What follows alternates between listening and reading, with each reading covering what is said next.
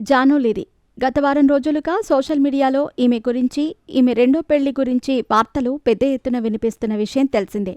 మొన్నటికి మొన్న తనను మానసికంగా హింసిస్తున్నారని, తన కొడుకుతో జీవితాంతం సంతోషంగా జీవిద్దామనుకుంటే ఇప్పుడే చంపేసేలా ఉన్నారు అంటూ ఆవేదన వ్యక్తం చేసింది.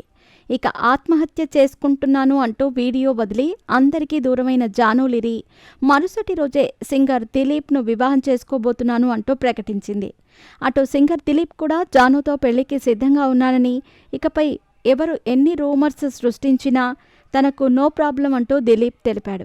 ఇక ఇప్పుడు ఇద్దరూ పెళ్లి చేసుకుంటూ ఉండటంపై పలువురు పలు రకాల కామెంట్లు చేస్తూ ఉండగా, మరొక వైపు జాను మొదటి భర్త గురించి పలు వార్తలు వైరల్గా మారాయి.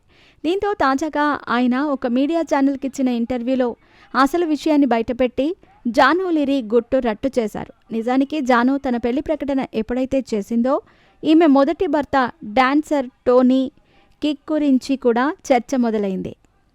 టోనీ, జాను ఇద్దరూ ప్రేమించి పెళ్లి చేసుకున్నారు. వీళ్లకి లిరి అనే కొడుకు కూడా జన్మించాడు. జానుకి పెళ్లి వయసు రాకుండానే టోనీ ప్రేమలో పడింది. ఆమె ప్రపోజ్ చేసి చివరికి అతడిని వివాహం చేసుకుంది.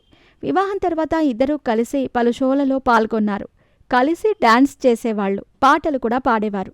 ఇక వీరి ప్రేమకు గుర్తుగా కొడుకు పుట్టిన తర్వాత సంతోషంగా ఉన్న జీవితంలో అనూహ్యంగా విభేదాలు తలెత్తాయి.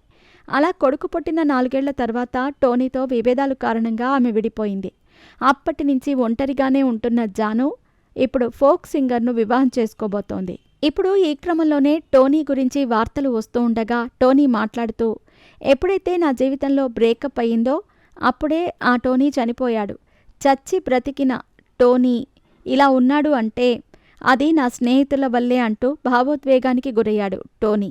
విభేదాలు, విడిపోవటంపై మాట్లాడుతూ, ఎందుకు విడిపోయామనే విషయాన్ని పక్కన పెడితే దానికి కారణాన్ని చెప్పటం నాకు ఇష్టం లేదు. జరిగిందేదో జరిగిపోయింది. ఆమె గురించి మాట్లాడటం నాకు అస్సలు ఇష్టం లేదు. ఎవరైనా నీకు నీ భార్య గుర్తుకు రాదా అంటే నిజంగా రాదు అని చెబుతాను. ఎందుకంటే అంత నరకం అనుభవించాను. తను నన్ను వదిలేసినందుకు నేను సంతోషంగా ఉన్నాను. కానీ బాబు విషయంలోనే బాధగా ఉంటుంది. ఎంతైనా వాడు నా కొడుకు కాబట్టి వాడితో ఫోన్ కూడా మాట్లాడనివ్వదు. నాన్న అనే పిలుపుకు చాలా దూరమయ్యాను. నాకు నా కొడుకంటే చాలా ఇష్టం. వాడి జ్ఞాపకాలతోనే బ్రతికేస్తున్నాను. నా దగ్గర వాడి వీడియోలున్నాయి. గుర్తొచ్చినప్పుడల్లా ఆ వీడియోలు చూస్తాను. వాడికి దూరంగా ఉండలేకపోతున్నాను. కానీ తప్పదు. దానివల్లే ఇదంతా. కానీ భవిష్యత్తులో నా కొడుకుకి మంచి భవిష్యత్తును నిర్మిస్తాను అంటూ తెలిపారు.